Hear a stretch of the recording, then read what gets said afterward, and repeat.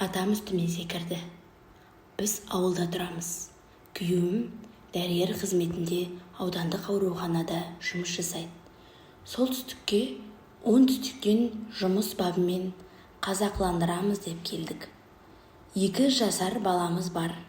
Орташа жағдайдағы отбасымыз. Осы күнге дейін отбасымызда кекілшін болатын, бірақ жиі емес. Видеоны бастамас бұрын қазақша каналға қолдау білдіріп, лайк басып, парақшаға тіркеліп кетіңіздер.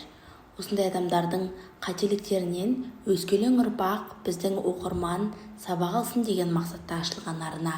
Тек қана 100% өмірде болған, өмірден алынған оқиғалар ғана жарияланады. Атамыз бен енемізден бөлек тұрамыз, себебі олар оңтүстікте, солтүстіктің адамдарын жақтырмайды.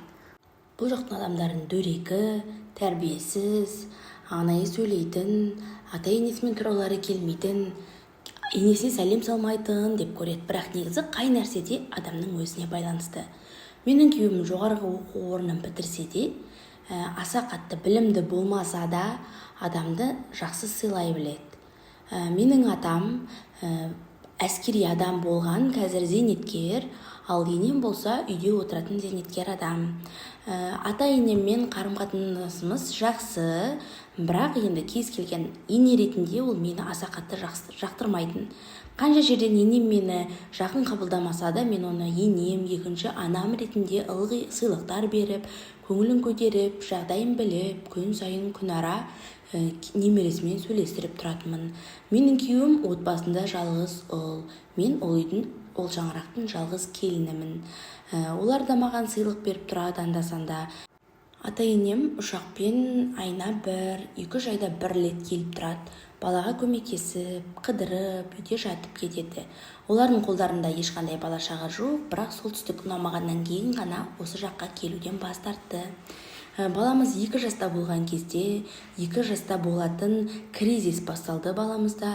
Сол басталғаннан бері балам маған бағынбай, мен баламмен 24-те 7 бірге отырғандықтан, мен де баладан қатты шаршадым. Әрине баламның болғанына шүкіршілік етемін, бірақ баладан әйел адам өте қатты шаршайды. Сондықтан да енемді шақырамын деп шештім. Балаға қарайласып, бір жағынан кішкене демалып кетсін, өзінің баласының үйде кішкене жатып кетсін деген оймен шақырдым. Сөйтіп енем сәл ауырып қалдым, жол жүре алмаймын, ұшақты көтере алмаймын, қан қысымым көтеріліп кетеді деп атамды жіберді. Атамның арасында ұрттап қоятыны бар еді, ал күйеуімде ондай қасиет жоқ.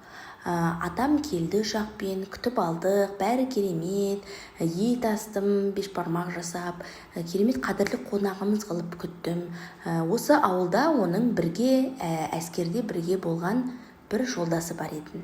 Сол жолдасы үйіне қонаққа шақырып, қонақтыққа барып келеді атам. Ол жерден атам ішімдікке сылқия тойып келеді. Ішімдікке сылқия тойып келіп, ол күні күйеуімде түнгі кезекшілік болатын, үйде мен және балам ғана болды. Балам түнгі 12 шамасында уже ұйықтап жатқан, қайнатам есікті қағып, есікті ашып едім, бірден мені аймалап бастады. Осы кезге дейін қайнатамнан бұндай ерсі әрекет көрген емеспін. Арамызда ешқандай махаббаттық сезім, ондай белгілер, көзін қысу, түртіп кету, жазысу деген сынды, ондай атамның тарапынан ондай қарым-қатынасқа мүлдем көрген емес. Бұндай қарым-қатынасты қайнатамнан, білмеймін ол кісінің не түрткендігін, маған сондай іс-әрекет таныта бастады.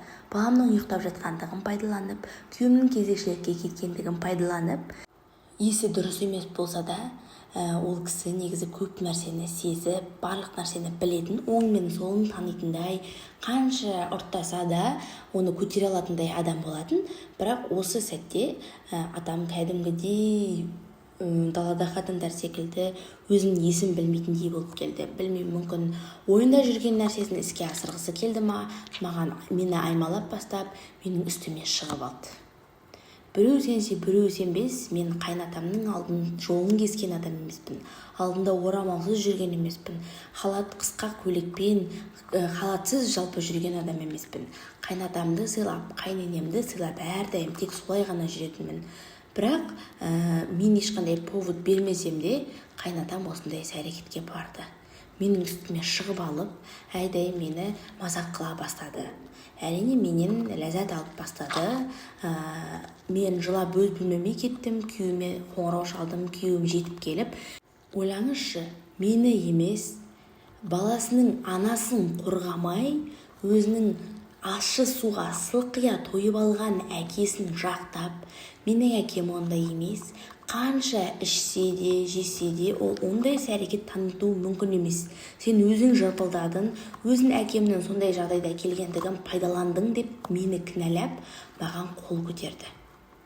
Күйеуімнің осындай әрекетін көріп, қатты ашынып, ызаланып, жыладым.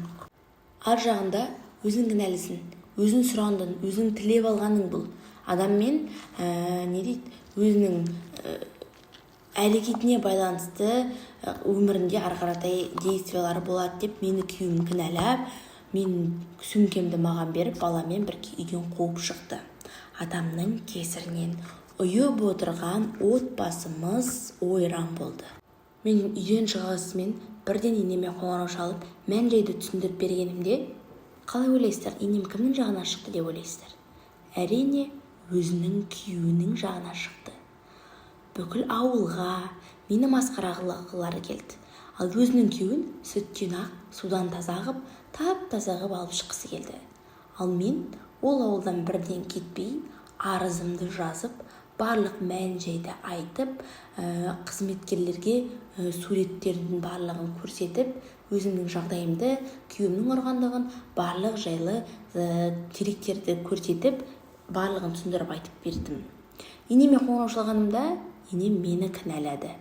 Менің күйеуім ондай емес, отасқанымызға 35 жылдан асты, ондай бір ерсі әрекетін көрген емеспіз. Тана көзін сүзбесе, бұқа жібін үзбес, деді енем маған. Қай нәрседе екі адамның кесірінен болады деді.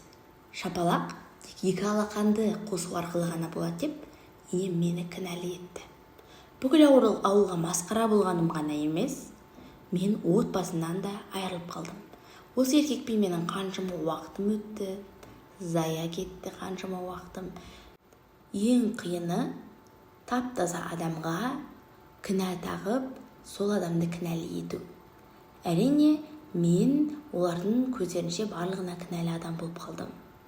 Келесі күні ол кісі өз-өзіне келсе де, менен кешірім сұраған емес.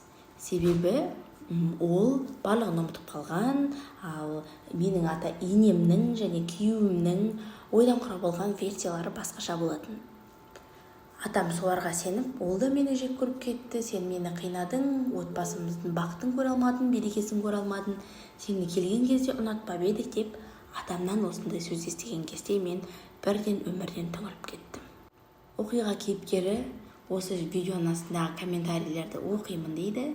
Егер айтар ақылдарыңыз болса, қосар пікірлеріңіз болса, комментарийге қалдырып кетіңіздер. Қазақша каналға қолдау білдіріп, лайк басып, тіркеліп кетіңіздер. Өмірден алынған арнада 100% өмірде болған оқиғалар ғана жарияланады. Сау болыңыздар.